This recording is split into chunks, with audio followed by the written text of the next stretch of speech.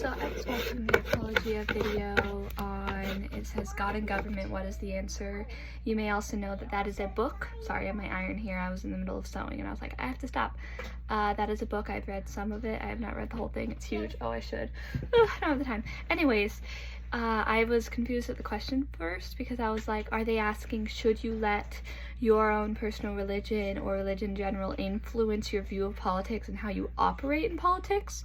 Or are they asking, should God and government, what is the answer? Or are they asking, should America be a theocracy? Should it be a religious ran country? And I would actually have two different answers to this, how the individual would approach politics and how the country as a whole should operate. I actually have two different answers to this. The individual one is absolutely, of course, you do absolutely need to let your religion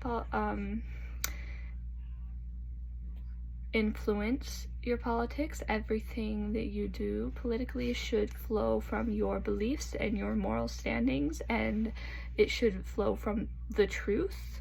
As a Christian, I believe in the Bible as the truth, so I would want to make political choices and support political things that follow biblical standards of truth and justice and morality.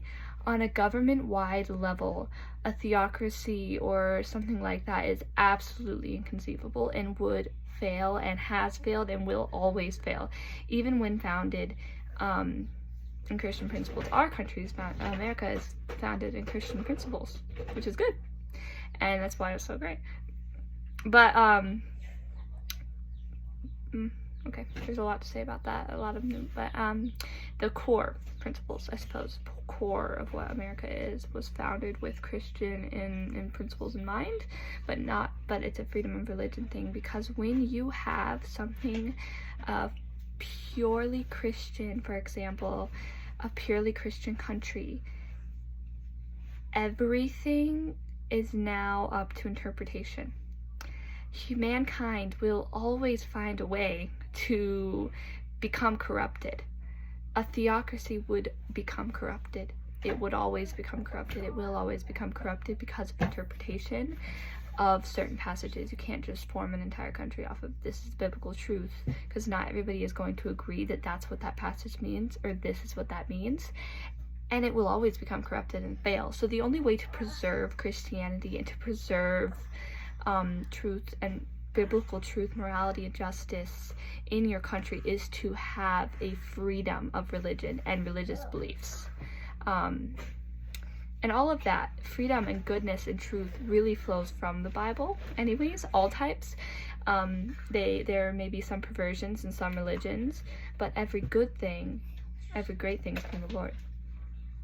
So that's what I have to say on that. There's more to say on that, and there's many examples you can use in history in the Bible, but that's my little thoughts that I wanted to get out. So I was talking about different religions and how all good things come from the Lord and everything. So if you have heard of Justin Martyr and Irenaeus, hope I'm saying that right, and the theology of the Logos, the divine knowledge, that all, that's a definition of all humans can in part understand Christian truths. I kind of like to call it our conscience. We automatically know this is bad, this is good, on a general sense.